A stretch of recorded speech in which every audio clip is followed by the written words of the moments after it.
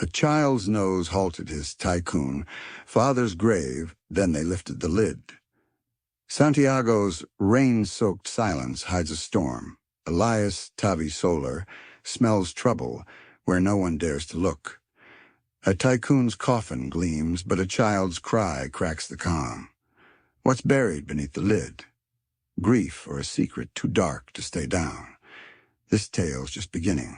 Hold your breath. Elias Tavi Solar's small hand tugged at Isadora Vela Arce's black dress, his 6-year-old frame shivering against her side, soaked from the relentless Santiago rain and streaked with his own tears. "Mama, it smells bad," he whispered, his voice slicing through the heavy quiet. Barely rising above the steady drum of water on polished wood, his face twisted in confusion, his nose wrinkling as he shrank back from the casket. Isadora blinked, dragging herself from the haze of grief that had cloaked her for days. "What, mi pequeño?" Her voice rasped, raw from endless weeping. Elias's brows furrowed, and he took another cautious sniff, then recoiled, certainty shadowing his young eyes. "It's rotten, like old eggs." He pointed a trembling finger at the casket. "Inside there, Papa." A few mourners nearby turned, their faces flickering between unease and intrigue. Someone coughed awkwardly. Others shifted in their sleek, rain-slicked shoes. Isadora's fingers tightened on Elias's shoulder, an instinct to hush him, to soothe. "It's just the rain, Carino," she murmured, brushing damp curls from his forehead. "The earth's all wet. Things smell strange in storms." But Elias shook his head fiercely. "No!" His voice climbed, sharp and piercing. "It's Papa. He's in there. And it stinks. You can't bury him like that." A gasp rippled through the crowd. Isadora stiffened, her breath catching.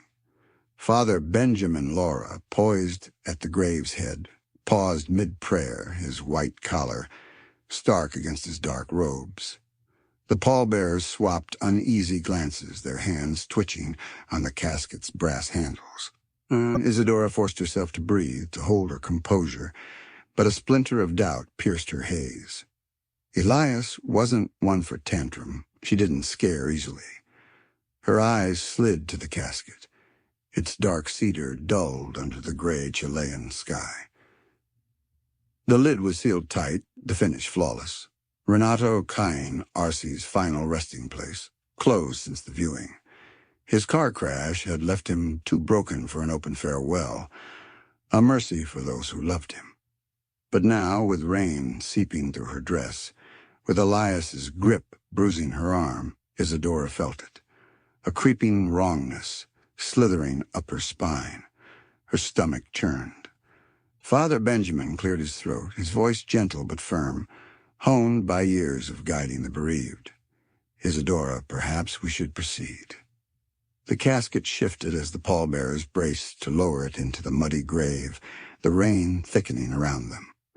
Elias's scream tore through the air. "No!" His small hands clutched the casket's edge, his sobs wild and unrestrained. "You can't bury Papa. He'll choke in that dirty smell." The weight of his words crushed Isadora's chest.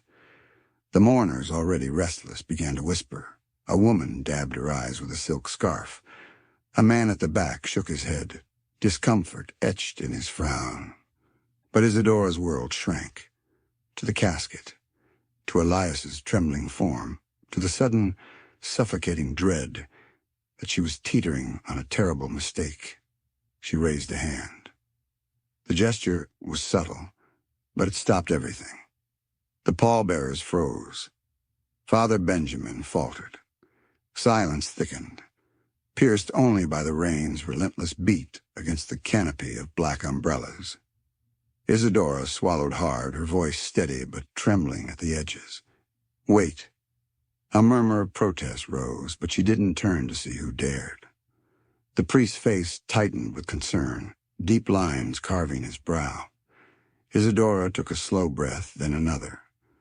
For the first time since Renato's death, she heeded the quiet voice inside her, the one that refused to let go. "We're not burying him today," she declared, her words final, cutting through the damp air.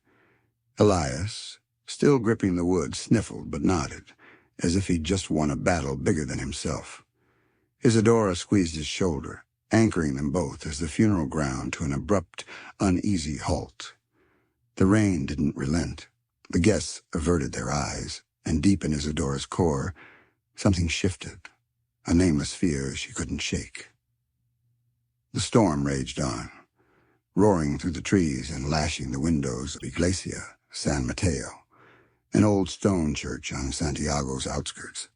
Wind whistled through the cracks, carrying the scent of wet earth and moss, while rain streaked the stained glass saints, warping their colors into eerie shadows. Candles flickered along the altar, their frail light trembling against the draft, seeping through the weathered doors.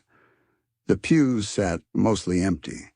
Only a handful of mourners had trailed inside, some drawn by curiosity, others bound by silent duty. The funeral was over, yet a heavy stillness lingered, unshaken. At the center, the casket loomed, untouched, ominous, its cedar surface glinting under the candlelight, less a vessel of loss, and more a silent sentinel. Isadora sat in the front pew, Elias pressed tight against her, his small fists clenched in his lap, his jaw firm, though his legs swung faintly, a restless tick. His blue eyes, wide and fierce, never left the casket. Father Benjamin approached, his step soft, his face etched with worry. "Are you sure about delaying the burial, Isadora?" His tone was cautious, a shepherd careful not to prod a wounded lamb. Isadora lifted her gaze to him. She should have been hollowed out, drained by the chaos of the last hour. Yet something coiled inside her now, alert, waiting. "I need to check something," she said. The priest hesitated, his eyes darting to Elias, then back to her. A silent exchange passed between them, doubt, understanding, unease. Finally he nodded. The murmurs of the few mourners swelled faintly, but no one spoke loud enough to challenge the moment. The storm outside smothered their voices, wrapping the church in a shroud of tension. Isadora rose, each step toward the casket heavier than the last. Her hand rested on its cold surface, the chill biting her palm. Elias's breath hitched beside her, small and jagged. Renato Kine, Arce, had never been a man who faded into shadows. He'd carried a presence, bold, magnetic, a force that turned heads not from arrogance, but from sheer gravity. Born to nothing in Valparaiso, he'd clawed his way up, forging a hospitality empire with grit and charm, ruthless when it suited him, but never cruel to her or Elias. His death, a car crash on a rain-slicked road, had struck like lightning, sudden, senseless, leaving no witnesses, just a knock at her door with the news. Now, doubt curled its fingers around her throat. She hesitated, her hand brushing the casket's seam. It felt wrong, not just the moment, but something primal. What if Elias was right? She glanced at him, his small face taut with resolve. He held his breath. Her fingers slipped under the lid's edge. "Mama?" Elias's voice was faint but steady. "It's okay," she murmured. "I just need to know." The lid groaned as it lifted, a sharp, rancid scent slamming into her, putrid, wrong, beyond damp wood or stale air. Her stomach lurched. Elias gripped her dress tighter. "Mama?" Isadora forced herself to look. Renato lay as she'd last seen him, his suit pristine, hands crossed neatly over his chest. His face was still, features calm, yet something was off. The faint blue tint of his lips, the unnatural pallor of his skin. It wasn't the man she'd mourned at the viewing. Her blood ran cold. Santiago's church trembles, a lid lifts, and a stench spills secrets. Elias smelled it first, but Isadora sees it now. Renato's not resting. Is this grief's trick, or a truth too grim to bury? Next part's a plunge into the dark. Don't miss what's stirring. Santiago's church walls shudder. A stench escapes Renato's coffin, and Elias's cry proves true. Isidora Vela Arce stares at a corpse that defies death's rules. A doctor steps in, but the truth reeks darker than decay, murder or madness. This dig's just begun. Don't turn away. Isidora Vela. Arce's breath caught in her throat as the casket lid lifted fully, and his hair. The neatly styled strands that once framed Renato Cain Arce's face had begun to slip away, small loose tufts clinging to the satin pillow beneath his head, leaving patches of bare scalp exposed. She swallowed hard, her pulse thundering in her ears. This wasn't normal. Renato had been dead only days. This level of decay wasn't how bodies broke down. This was something else entirely. Behind her, Elias Tarisola whimpered, his small voice trembling. "What's wrong with Papa's hair?" Isidora couldn't answer. Her tongue felt like lead. Instead, she spun on her heel, heart hammering, and grabbed her phone with shaking hands. She needed Teodoro. By the time Dr. Teodoro Nassar arrived at Iglesia San Mateo, the storm had begun to ease, its roar softening to a restless murmur. But the tension inside the Santiago church hung thick and unyielding. He strode through the heavy wooden doors, shaking rain from his coat, his keen eyes sweeping the dim space before locking onto Isidora. One look at her pale, taut face, and his expression darkened. "What's happened?" Isidora didn't speak. She turned toward the casket, its open lid a silent accusation. Teodoro stepped closer, his movements precise, deliberate. A man of science who'd spent decades unraveling the body's secrets. He'd always been logic's disciple, trusting evidence over whispers of the uncanny. But as he leaned over Renato's body, a shadow crossed his weathered face, unease sharp and unfamiliar. The scent lingered, heavy and undeniable, a cloying blend of rot and something almost metallic. Isidora fought the urge to recoil, her feet rooted to the cold stone floor. Teodoro's gaze traced Renato's form, his fingers hovering just above the suit jacket's edge. His silence gnawed at her more than any words could. "Teodoro?" she pressed, her voice a fragile thread. Elias clung to her side, his small fingers digging into her sleeve, his breath shallow and uneven, his wide blue eyes unblinking. Teodoro exhaled sharply through his nose, then pinched a loose strand of Renato's hair between his thumb and forefinger. It crumbled like ash. His jaw tightened. "This isn't natural," he murmured, almost to himself. "Not for someone dead just days." Isidora forced the words out. "Then what is it?" Teodoro hesitated, then moved with a quiet precision, unbuttoning the top of Renato's shirt to reveal the pale, still skin of his collarbone. His fingers paused just below the jawline. Isidora gasped.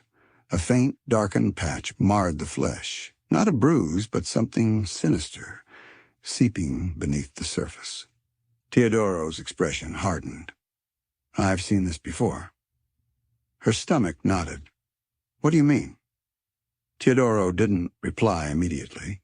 Instead, he reached into his coat pocket, pulling out a pair of latex gloves and slipping them on with practiced ease, a ritual from his years as a physician. He leaned closer, inspecting Renato's lips, his fingernails, the discoloration along his jaw. "This," he said finally, his voice low and grim, "looks like poisoning." The word struck Isidora like a blow, jolting through her core. Elias blinked up at her, his voice small and puzzled. "What's poisoning?" Her throat burned, dry as ash. She bent slightly, pulling him closer. "It's something bad, mi pequeño," she murmured. "Something that can hurt people deep inside." Teodoro straightened, his hands clenching into fists. "Thallium," he said, his tone edged with certainty. "It's rare, but I've seen it. Slow acting. Tears at the nerves. Hair loss is a dead giveaway like this. He gestured to the scattered strands clinging to the casket's lining. Isadora shook her head, disbelief sinking like lead into her chest. "It doesn't add up," she whispered. "Renato died in a car crash." Teodoro's lips thinned. "Or he was poisoned before it," he said carefully. "If someone slipped him a dose over time, it could have left him dazed, his reflexes shot. That might have caused the crash." A chill gripped Isadora's ribs. Impossible. It had to be. Yet her mind raced back to the weeks before Renato's death. The headaches he'd dismissed, the exhaustion she'd chalked up to his relentless empire building. He'd been running on fumes, too much coffee, too little rest, or so she'd thought. She pressed a hand to her temple. "You're saying someone did this to him?" Teodoro's silence answered her. Isadora let out a shaky breath, her fingers gripping the casket's edge as if its solid wood could steady her spiraling world. She wanted to deny it, to scream that Teodoro was wrong, that it was just a tragic accident. But she knew him. He didn't leap to shadows without cause. "Elias," she said gently, forcing her voice to hold, "can you sit on the pew for a minute? I need to talk to Teodoro." Elias hesitated, his eyes flicking between her and Renato's still form. Then, reluctantly, he released her sleeve and shuffled to the nearest pew, his legs swinging nervously beneath him. Isadora turned back to Teodoro. "If this is true, if someone—" Her voice broke and she swallowed hard. "If someone poisoned him, then who? Why?" Teodoro sighed, rubbing a hand over his face. "That's what we need to find out, but Isadora, if Renato was murdered, you need to watch your back. Whoever did this won't want us digging." Her pulse roared beneath her skin. She glanced at Elias, his small frame dwarfed by the pew, his hands clasped tight in his lap. He'd already lost his father. If someone had stolen Renato from them, they wouldn't escape justice. She drew a deep breath, resolve hardening her voice. "What do we do next?" Teodoro paused, then met her gaze. "We need proof," he said simply. Isadora nodded, steel settling in her bones. "Then let's get it." The church stood silent, save for the faint echo of rain on the roof, a rhythmic prod to act fast. Outside, the storm hadn't lost its bite, wind howling through Santiago's trees, rattling the stained glass windows as if urging them on. Teodoro peeled off his gloves, setting them on the pew beside him, adjusting his glasses with a steady hand. Yet Isadora saw it, the tension in his shoulders, the tight control in his breath. He wasn't just unsettled, he was convinced. "This isn't simple anymore," Teodoro said, his voice low. "We need something concrete." Isadora crossed her arms tight over her chest, the weight of his words pressing like a vice. "We can't let anyone suspect. Not yet." The burial's delay had already sparked whispers. Too many eyes lingered on them now. If they drew more attention, whoever was behind this might sense the net tightening. Teodoro exhaled slowly, his fingers tapping the casket's polished wood. "We'll stage a burial something to quiet the questions." Isadora pressed a hand to her forehead. The thought was unthinkable, faking Renato's interment while spiriting his real body away under cover of night. But what choice did they have? Elias sat quietly on the pew, watching them with weary, puzzled eyes. He'd stopped asking, but his silence cut deeper, a fragility too heavy for his 6 years. Teodoro's voice softened. "We have to do this right, Isadora." She steadied her breath. "I know someone," she murmured. "Someone who can help." Teodoro gave her a long look, but didn't press for details, just nodded. "Make the call." It was nearly midnight when they reached the cemetery outside Santiago. The rain had softened the earth, easing their task but staining it with muck. The world felt eerily still, broken only by the rhythmic scrape of shovels against wet soil. Isadora's hands trembled as she wiped mud from her palms. The fake casket, weighted with stones, lay in the open grave, a hollow decoy waiting to be covered. The storm pressed in, wind carrying the scent of damp earth, sodden wood, and something faintly decayed, a grim harmony for the night's deceit. Santiago's mud hides a sham. Renato's coffin stays unburied, and Isadora's digging for blood. Elias's nose sparked this chase. Will it unearth a killer or a ghost? Next part's a shadow dance. Don't blink. The grave's talking. Santiago's shadows deepen. A fake grave fools the crowd, but Renato's truth claws free. Isadora Vela Arce and Dr. Teodoro Nassar chase a poison's trail. Will it lead to a killer or a trap? Elias's small hands hold the key. This part's a firestorm brewing. Brace yourself. A burial for a ghost. Dr. Teodoro Nassar wiped sweat from his brow despite the biting Santiago chill. No one will check, he murmured, his voice low against the rustle of wind through the cemetery trees. They'll assume he's in there. Won't question it. Isadora Vela Arce swallowed hard, her throat tight, as the muddy ground swallowed the false coffin, a hollow shell filled with stones. The real truth lay elsewhere, waiting to be pried loose. They'd done what they had to. Now the real work began. The morgue in Santiago was stark and cold, a sterile fortress of white tiles and humming lights, a sharp contrast to the stormy gloom outside. Dr. Samuel Quiroga, a pathologist in his 60s with steady hands and a piercing gaze, stood over Renato Cain Arce's body, his face a mask of professional calm. Isadora lingered beside Teodoro, arms wrapped tight around herself, the antiseptic sting in her nose nothing compared to the dread coiling in her chest. Teodoro crossed his arms as Quiroga worked, his gloved fingers slicing with quiet precision. The first incision parted Renato's skin. Isadora didn't flinch. She couldn't look away. For long minutes, only the soft clink of instruments against metal trays broke the silence. Then Quiroga sighed, a deep, knowing sound that chilled her blood. I feared this, he murmured, adjusting the overhead light. Isadora's nails dug into her palms. Tell me. His fingers traced the edges of Renato's internal tissue, his calm unbroken, but she caught it. The brief pause, the flicker of his gaze to Teodoro. This was poisoning, he said, a voice flat. No doubt. The words crashed over her like stone. Teodoro exhaled sharply, fists clenching at his sides. Isadora's breath fled her lungs. We'll need tests to confirm, Quiroga continued. But the tissue decay, the nerve damage, the hair loss, it's textbook thallium. Her pulse roared in her ears. Someone was killing him for weeks, Quiroga said, his tone clinical yet heavy. It's slow, subtle. Wears the body down piece by piece until it's lethal. Numbness, disorientation, memory lapses, likely all there. Teodoro's jaw tightened. Enough to wreck his driving? Quiroga nodded grimly.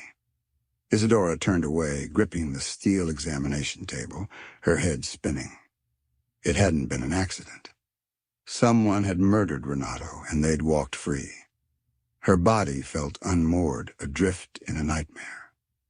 Then Teodoro's hand settled gently on her shoulder. We'll find who did this, he said, voice quiet but ironclad. Isadora closed her eyes. Yes, they would. The rain had stopped, but Santiago's sky hung dark, a thick shroud of clouds pressing low. Isadora sat at her kitchen table, fingers curled around a lukewarm cup of mate she'd forgotten to drink. The house was too still, a silence that gnawed rather than comforted.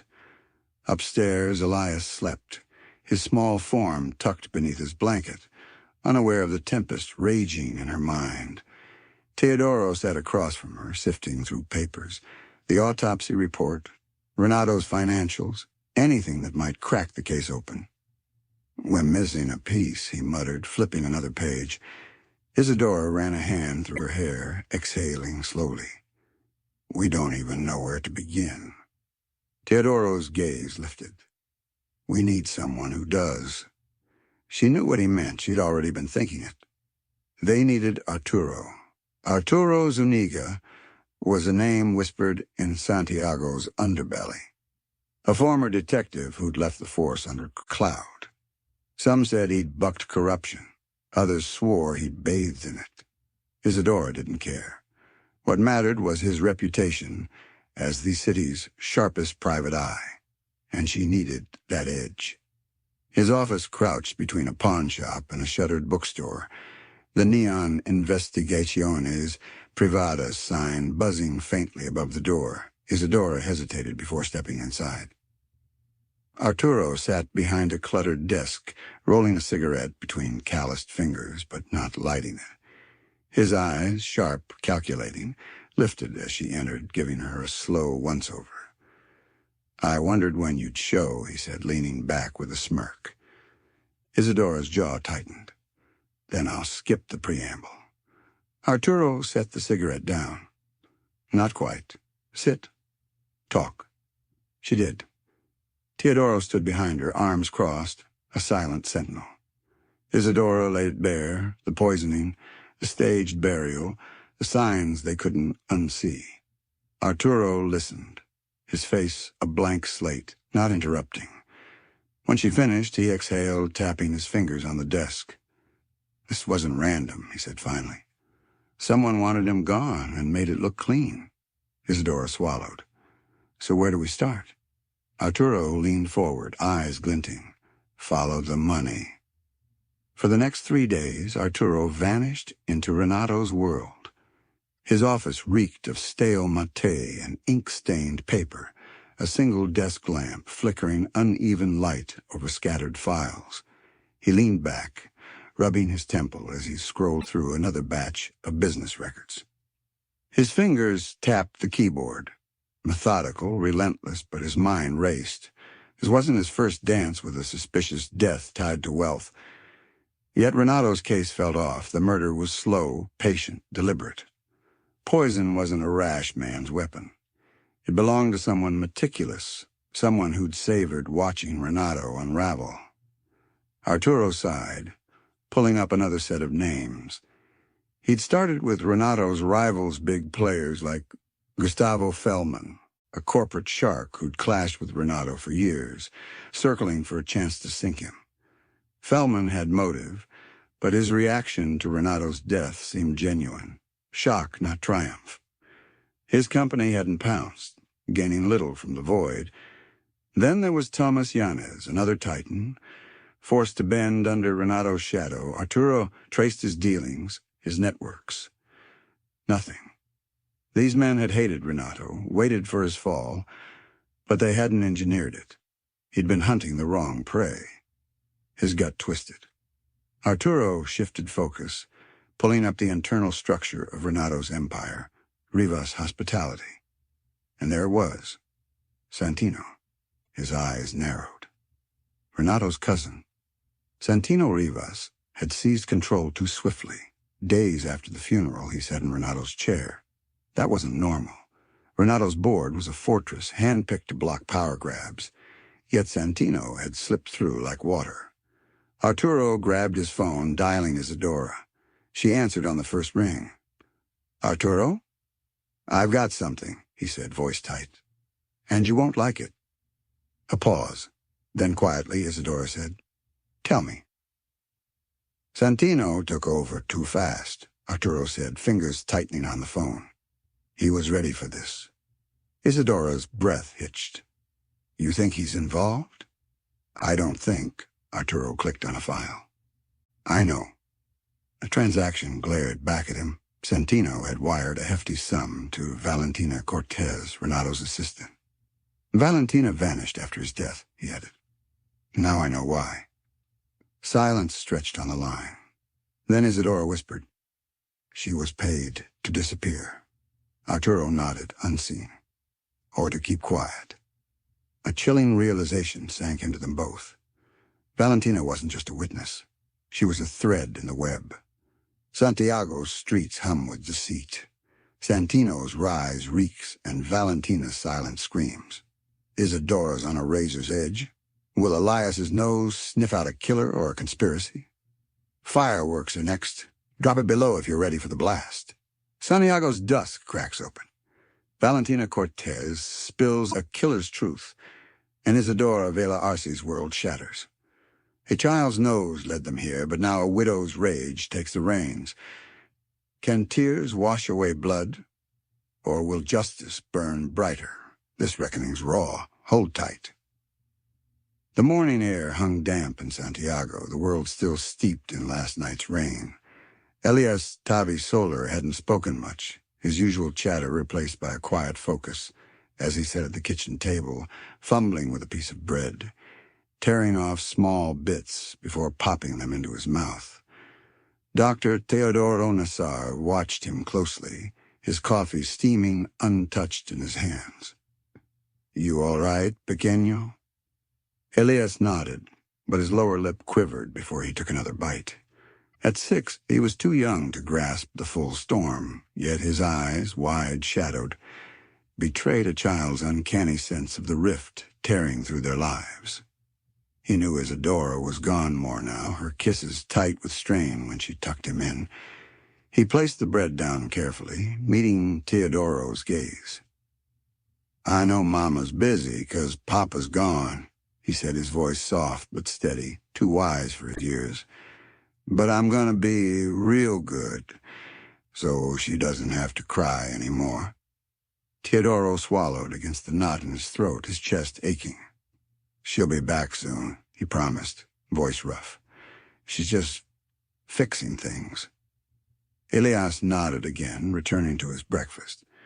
But the weight sagged his small shoulders, a burden no child should carry. Isadora walked into the Rivas hospitality office in Santiago with measured steps, forcing a mask of calm over her sleepless face. Exhaustion clawed at her, but she buried it. Arturo Zuniga's call last night had left no room for weakness. Santino Rivas's office loomed too grand, its glass walls catching the pale morning light, casting sharp lines across his pristine desk.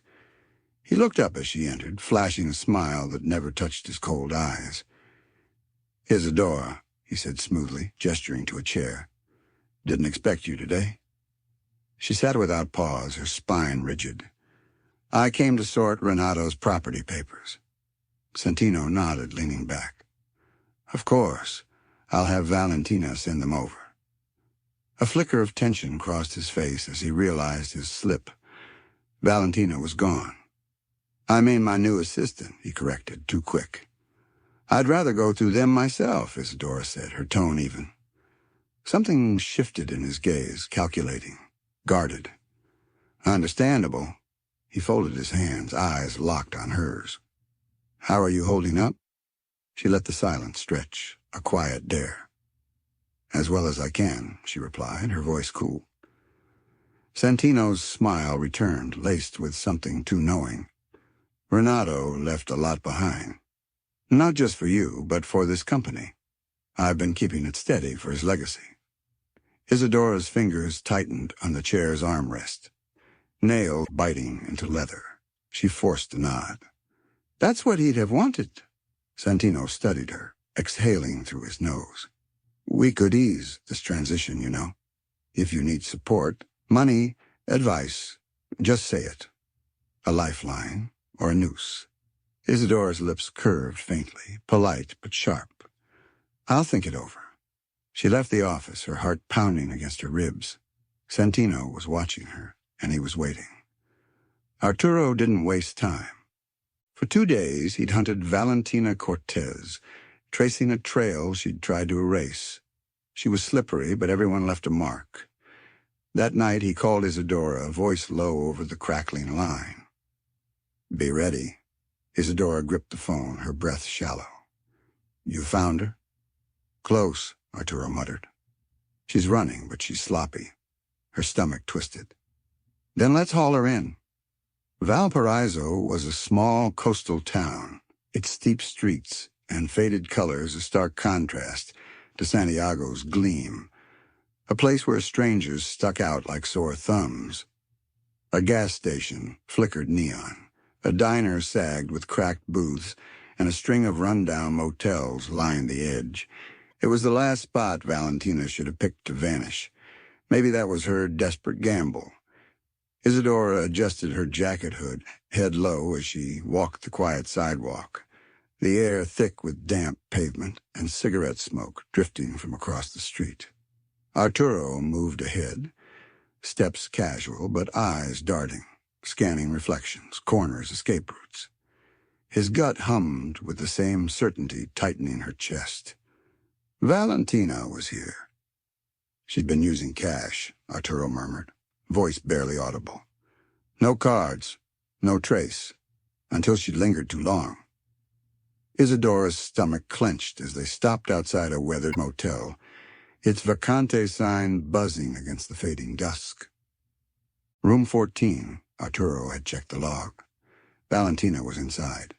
Isadora exhaled slowly, steadying her pulse. She won't come easy, she whispered. Arturo's eyes glinted, sharp as a blade. Good thing we're not asking. They climbed the metal stairs, footsteps hushed. Arturo knocked once. Silence. He knocked again, harder. Valentina, his voice cut through, calm but unyielding. Open up. Nothing. Then a shadow shifted beneath the doorframe. Inside, something scraped. A chair, a bag. She was bolting. Arturo cursed under his breath. Isadora didn't think. She lunged as Valentina yanked the door open, her face pale, eyes wild with terror. The second she saw Isadora, she ran, bare feet slapping the pavement, toward the motel's back exit. Isadora's breath hitched, legs burning as she gave chase, but Arturo was a blur, cutting Valentina off just shy of the alley, grabbing her wrist and pinning her against the wall. She thrashed, gasping, "Let me go! I didn't do anything!" Arturo tightened his hold. "You ran." Valentina stilled, her chest heaving, panic etching her face. Isadora stopped a few feet away, catching her breath. Seeing her like this, hair tangled, shaking, stirred a dark tide in her gut. Not guilt, but fury. "You vanished," Isadora said, her voice low and jagged. "Right after Renato died." Valentina's jaw clenched, shoulders curling in. "I had to." Arturo's eyes narrowed. "Why?" She laughed. A short, bitter burst. "You wouldn't get it." Isadora stepped closer, the air thick with Valentina's fear. "Then make me." Valentina's lips trembled, tears brimming. "Did you and Santino kill him?" Isadora's voice was a blade slicing through the silence. Valentina flinched, recoiling as if struck, her lips parting soundlessly. Then she broke. Tears streamed down, her breath shuddering. "You think I wanted this?" Her voice cracked, raw and splintered. "You think I chose it?" Isadora's pulse thundered. "What are you saying?" Valentina pressed a shaking hand to her forehead, sobs racking her frame. "I killed him," she whispered. "I poisoned him. I watched him fade. Santino made me." The words landed like a fist, stealing Isadora's air. Arturo froze, his grip on Valentina slackening just a fraction. "You—" Isadora's voice broke, her hands balling into fists. Valentina sobbed harder, clutching her arms as if to hold herself together.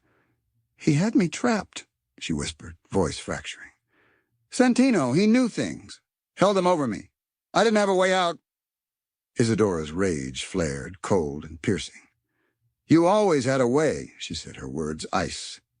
"You could have said no." Valentina's face crumpled, tears spilling fast. "I tried to believe that," she choked out.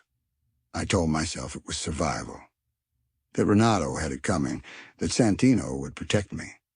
He swore it'd be quick, painless." Her breath hitched, a sob swallowing her words. "But it wasn't, was it?" Isadora's voice cut deeper, trembling with fury. I saw him those last weeks. Weak, lost, suffering. Did that feel painless to you? Valentina flinched again, her knees buckling as she slid down the wall, her voice a broken wail. No, it haunted me every night. Silence fell, heavy and suffocating, the weight of truth crushing the air between them. Isadora's hands shook, her eyes burning as she stared at the woman who'd torn her world apart. He was my husband, she said, voice low and venomous. Elias's father. And you let Santino turn you into his knife. Valentina buried her face in her hands, her sobs echoing off the alley walls. I didn't want to. I swear I didn't, she gasped. But he'd have ruined me. Everything I had left. Arturo stepped back, his jaw tight, letting Isadora take the lead. What did he have on you? She demanded, voice rising. What was worth Renato's life? Valentina lifted her tear-streaked face, her whisper barely audible. My son. He threatened my son. The confession hit like a wave, knocking the air from Isadora's lungs. For a moment she couldn't speak. Rage and a flicker of something softer warring within her. Then you should have fought harder, she said finally, her voice cracking with grief and resolve. Because I will, for Renato, for Elias. You don't get to hide anymore. Santiago's alley drowns in Valentina's tears. Santino's puppet confesses, but Isadora's fire ignites. A mother's love turned deadly. Will it bury them all or spark justice? The next scene's pure fireworks. Drop it below if you're ready to burn. Santiago's rain-soaked streets blur with betrayal. Valentina's confession cuts deep, and Isadora Vela Arce wrestles a shattered past. Elias's small world teeters as a widow's rage aims at Santino Rivas. Is this justice or vengeance? The truth's a jagged edge. Don't look away now. The motel room in Valparaiso reeked of stale air and a faint metallic tang, like rust seeping from forgotten pipes. The lone lamp flickered, casting jagged shadows across peeling wallpaper stained with time. Valentina Cortez sat hunched on the sagging bed, knees drawn tight to her chest, her breath ragged and uneven. Isadora Vela Arce stood across from her, arms crossed, jaw locked, rage boiling in her veins. But as she stared at the trembling woman before her, hollowed out, a shell cracked by something worse than guilt, a cold fear gnawed at her ribs, muddying the fire. Arturo Zuniga leaned against the doorframe, his face a mask of stone. Start talking, he said, a voice flat as a blade. Valentina wiped at her tear-streaked face, but the flood wouldn't stop. She let out a broken, bitter laugh. You're asking why I did it, she muttered, staring at her shaking hands. But you don't want the real story. You want a monster to hate. Isadora's nails bit into her palms, drawing blood. You poisoned Renato. You killed him. Valentina's breath hitched. Then she lifted her gaze, and Isadora froze. Grief, resentment, terror, all burned in those eyes, raw and unfiltered. I didn't kill the husband, Valentina whispered, her voice a splintered thread. I killed a beast. The room turned to ice. Isadora's pulse thundered in her ears. What the hell are you saying? Valentina pressed the heels of her hands into her eyes, trembling like a leaf in a storm. You think I was Renato's shadow by choice? She hissed, her voice cracking. I wasn't. I was his prey. Isadora's stomach lurched, a violent twist of nausea. You're lying. Valentina's laugh was sharp, hollow. You think Renato was your saint? A loving man, a father? Her voice shattered, and she sucked in a ragged breath, drowning in her own words. He was a predator, Isadora. He broke me over and over, and no one saw because he was Renato Cain Arce, the untouchable king. Isadora's vision blurred, her world tilting. She couldn't hear this. Renato had loved her, built a life with her. He'd been ruthless in business, yes, cutthroat, relentless. But this? Valentina's fingers twisted into her jeans, knuckles white. It started when I joined Riva's hospitality, she said, voice trembling. The friendly hands on my shoulder, the late nights I couldn't refuse. She choked, tears spilling. He had power, could crush my career, my life. He told me every time, cross me, and you're done. Isadora shook her head, a desperate denial. No. Valentina's eyes hardened, cutting through her. You think I didn't try to run? She whispered. I did. He wouldn't let me. Said he'd bury me. Make sure no one ever hired me again. Isadora's skin prickled with cold dread. And then, Valentina's voice broke. I got pregnant. The air vanished. Isadora staggered back, a hand flying to her chest. Arturo straightened, his silence snapping taut. Valentina's bitter laugh sliced the quiet. You think I wanted his child? I didn't, but I thought it'd free me, give me leverage. She sucked in a breath, shaking. Then he found out and made sure I didn't keep it. Isadora's voice barely worked. What do you mean? Valentina's hands balled into fists, her voice deadening. He drugged me, slipped something in my wine. I woke up in a hospital bed, bleeding. The doctor said I'd lost it. She stumbled to the dresser, yanking open a drawer with shaking hands, pulling out a crumpled stack. Ultrasounds, a stillbirth certificate, medical records, pages of her own despair scrawled in shaky ink. Isadora stared, dumbfounded, as the papers hit the bed, a damning pile. A violent tremor shook her spine. Renato, her Renato had done this, the man she'd shared a bed with, raised Elias with. Bile rose in her throat. Valentina exhaled shakily. That's when I knew he'd never let me go, not alive. Isadora couldn't breathe. Weeks of grief twisted into something grotesque.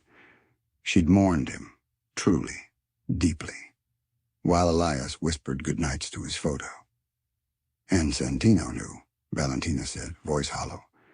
He came to me after, said he'd known what Renato did, swore he'd help me end it. Arturo's jaw clenched. He gave you the poison. Valentina nodded, tears streaking her face.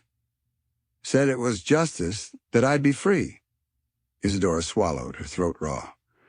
But Santino didn't care about justice. No, Valentina whispered. He just wanted Renato gone, and me as his tool. Renato poisoned me with fear, so I poisoned him with thallium. Silence strangled the room. Isadora's hands shook, her eyes burning as the ugly truth sank in. Renato wasn't just murdered. He'd reaped what he'd sown. She closed her eyes, and for the first time since his death, her grief fractured, rage, betrayal, and a sick relief warring within her. Santiago blurred past the car window, neon lights smearing into the darkness like spilled paint. Rain fell again, a slow, relentless drizzle tracing jagged lines down the glass. Isadora sat in the back seat, hands limp in her lap, her mind a battlefield of what she'd believed and what she now knew. Renato wasn't the man she'd loved. Her fingers curled, nails biting her palms. How many lies had she lived? Arturo drove, hands steady on the wheel, eyes fixed ahead. He'd barely spoken since the motel, but he'd seen her unravel. Say it, he murmured, voice cutting the quiet. Isadora swallowed, her throat dry. Say what? He flicked on the wipers, their rhythm a steady pulse. What's clawing at you? Before it tears you apart. She exhaled, the words heavy on her tongue. I don't know what's worse, she admitted, staring at the blurred lights. That Renato was a monster, or that I was blind to it. Arturo let the confession settle, filling the car. You weren't meant to see, he said finally. Men like him bury it deep, where no one looks. Isadora turned to him, voice trembling. You believe her. Not a question, a plea. Arturo's grip tightened on the wheel. Yeah, I do. The confirmation hit like a wave, nausea surging through her. She'd trusted Renato, let him shape Elias's world. And now her son's father wasn't just dead. He was unworthy of tears. She pressed her fingers to her temple, voice cracking. I can't undo this. Arturo sighed, low and weary. No, but you can choose what's next. Valentina, the woman who'd killed her husband. A murderer, but not the villain she'd imagined. Isadora's mind spun. Should she turn her in? Was that justice? Was it right? She exhaled sharply. Does she deserve prison? She asked, voice raw. Arturo took a long beat. Santino does. The name ignited a fresh blaze in her chest. Santino Rivas, the puppet master who'd twisted Valentina's pain into his weapon. He hadn't cared about Renato's sins, just the throne they'd left empty. Now he sat in it, smug and untouchable. Isadora clenched her jaw, resolve hardening. We're taking him down, she said, voice low and lethal. Arturo nodded, a faint glint in his eyes. That's where we start. Santiago's reign masks a widow's wrath. Renato's ghost haunts, but Santino's the prey. Isadora's tearing through lies. Will Valentina's tears fuel justice or doom? The finale's ablaze. Drop fireworks below if you're ready for the end. Santiago's shadows lift. Isidora Vela Arce buries a ghost and rises from its ashes. Santino Rivas falls, but a child's laughter lights the way. From a coffin's stench to a new dawn, this finale's a heart's rebirth. Grab your tissues. This freedom's unforgettable. Isidora Vela Arce wasn't sure what justice meant anymore, but one truth burned clear. Santino Rivas thought he'd won. He was wrong. Her Santiago apartment glowed dimly. The soft hum of the city seeping through a half-open window, carrying the faint scent of rain-soaked streets. She sat on the couch, staring at her hands, faint red marks lingering where her nails had dug in during the drive back from Valparaiso. Her trembling only hit her when Dr. Teodoro Nassar set a steaming cup of mate before her. She didn't touch it. Teodoro sat across, his steady gaze a quiet anchor.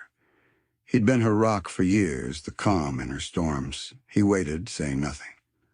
I don't know where to start, she admitted, voice raw as gravel. Teodoro leaned forward, elbows on his knees. Then start anywhere, Isa. She swallowed, the words clawing up her throat. Renato. He wasn't who I thought. Teodoro didn't flinch. His lack of surprise tightened her gut. You knew, she whispered, eyes narrowing. His gaze darkened.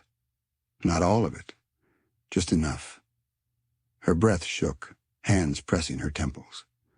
And you never told me? Teodoro's jaw clenched, his voice low. Would you have listened? The question struck like a blow. No, she wouldn't have. Renato had been her son, brilliant, commanding, the man who'd swept her into a world of glamour and grit, a monster beneath it all. Tears stung her eyes. I feel sick, Teo. He exhaled slowly. Because of what he did. Because I mourned him, she said, a bitter laugh breaking free. I wept for him, let Elias weep for him. Teodoro's face softened. You didn't know. She met his eyes, voice cracking. I should have. No, he said firmly, leaning closer. That's their game. Men like him build castles of lies so even those who love them can't see the rot. Isadora swallowed the lump in her throat. And Valentina? Teodoro ran a hand over his face. She's not clean. No, Isadora murmured, staring at her hands. But she's not the devil here. Santino is. His name scorched her tongue. Teodoro nodded, eyes sharp. So what's your move? She exhaled, resolve hardening. I can't turn her in. He watched her, careful. Sure about that? She's been through hell, Isadora said, shaking her head. She didn't kill Renato for greed. She was drowning, clawing for air, Santino's the one who deserves chains. The night was still, but her mind roared. She sat alone in Renato's office, the air thick with leather and polished wood. His ghost lingered in every corner. His desk stood pristine, chair pushed in as if he'd just stepped out. He wasn't coming back, and now she'd bury the man who'd stolen his place. Isadora steadied herself, turning to the safe behind a framed Valparaiso skyline painting, a smug tyrant's hiding spot. She traced the combination, digits etched in memory. Renato had shared money secrets, never the ones that mattered. The lock clicked. The door swung open folders, hard drives, documents that shouldn't exist, stared back. Her pulse surged. Arturo had been right. Follow the money. She grabbed a folder labeled Propiedades Privadas, flipping through pages that peeled back Santino's mask. Fraud, embezzlement, bribery, a criminal empire beneath his corporate sheen. Renato's notes were meticulous, chronicling every dirty deal Santino had struck. Shell companies, offshore accounts, backdoor trades masked as investments. At the bottom, a wire transfer to Valentina Cortez. Isadora's breath caught, proof cold and damning. She snatched the hard drive, knowing it held more, and shut the safe, tucking the haul into her bag. One last glance around. This was her final step in Renato's world. Santino would lose it all tonight. Outside, Santiago's air hung heavy with humidity as Isadora slid into the car. Arturo Zuniga sat at the wheel, arms folded, while Teodoro flipped through the files in the back. "Anything juicy?" Arturo asked, pulling onto the empty road. Isadora exhaled sharply. "Juicier than we dreamed." Teodoro raised a brow, skimming a page. "This isn't just fraud. It's a federal bonfire." Arturo smirked, eyes glinting. "Santino's about to have a hell of a morning." Isadora's grip tightened on the bag, resolve stealing her voice. "It's time." The next morning, Santino Rivas strode into Rivas Hospitality with his usual swagger, oblivious to the electric tension crackling through the office. Employees cast nervous glances, whispers buzzing as he passed, until two men in suits stepped forward. "Santino Rivas." He froze, arrogance faltering. A badge flashed before he could blink. "Fiscalia de Santiago, we've got a warrant for your arrest." The office erupted in hushed chaos. Santino stumbled back. "This is a mistake." The agent's face stayed stone cold. They had him. As cuffs clicked around his wrists, the staff gaped. Isadora stood across the street, sunglasses shielding her eyes. No smile curved her lips. This wasn't revenge, it was justice. Santino might never face Renato's murder, but he'd rot in a cell for his empire of lies. For now, that sufficed. Valparaiso's waves stretched endless before her, a restless expanse swallowing the horizon. The wind carried salt and a quiet finality. The sky a muted blue with clouds drifting, uncaring of the weight on her chest. Isadora stood barefoot in the cool sand, the urn trembling in her hands, Renato's ashes. She'd wondered for weeks how this would feel, tears, rage, sorrow. But staring at the water, she felt hollow, not grief's void, but the lightness of unshackling a burden too long borne. Elias stood steps behind, small hand clutching Teodoro's fingers, quiet all morning, sensing the shift, too young to grasp its depth. She'd told him they were saying goodbye, that Papa would watch over him always. He'd nodded, solemn never to know the full truth. Some shadows weren't his to carry. Isadora exhaled, tightening her grip on the urn. Teodoro stepped closer, steady as ever. "When you're ready, Isa," he murmured, voice soft. She shivered. Would she ever be? But some acts demanded doing, ready or not. Slowly she tilted the urn. The ashes spilled into the wind, swirling like mist before sinking into the waves. The ocean claimed him, and he was gone. For years Renato had ruled her life, her love, her grief. Now the last piece slipped free, carried away, and she felt no loss, only release. Elias let go of Teodoro's hand, stepping forward, his whisper cutting the breeze. Adios, Papa. A sharp ache pierced her ribs, not for Renato, but for the father Elias had lost in her heart. She blinked back tears, turning to him. Venga, mi pequeño, she murmured, reaching out. Let's go home. His warm fingers slipped into hers as Teodoro trailed behind, their steps crunching sand toward the car, bags packed, Santiago's ghosts left behind. Their new home nestled in a small town near Valparaiso, rolling hills, a winding river, air rich with fresh bread from a local panaderia. It was slow, simple, a world apart from the city's cold gleam. That was the point. Isadora parked before a modest house-white porch, blue shutters, real, not grand. Elias fidgeted in the back seat, eyes wide. "Mama, can I see the backyard?" A smile broke through her weariness, the first in ages. "Go on." He bolted out, laughter trailing as he raced off. Isadora rested her forehead on the steering wheel, exhaling. It was over. No more boardrooms echoing Renato's name. No more eyes over her shoulder. Freedom at last. Teodoro pulled up, stepping out, watching Elias vanish behind the house. "He's already king of the place," he said, a small smile tugging his lips. Isadora laughed, shaky but true. "He deserves it, don't we?" Teodoro's gaze softened. "You both do." They unpacked slowly. Neighbors waved. An old couple brought empanadas. A woman across the street offered market tips. Elias thrived. The backyard's tire swing became his throne, his laughter brighter, sleep deeper, the shadows under his eyes fading. He stopped asking about Renato. Perhaps he'd always sensed what she couldn't see. Teodoro visited weekends, lake trips with Elias made on the porch with her, walks through quiet streets, a bond growing beyond duty. One evening, as the sun dipped behind the hills, Teodoro sat with Elias by a fire pit, teaching him to roast marshmallows. "Not too close," he warned as Elias thrusted his stick into the flames.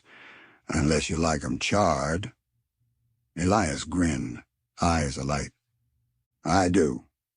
Teodoro chuckled, shaking his head. "Then I've taught you nothing."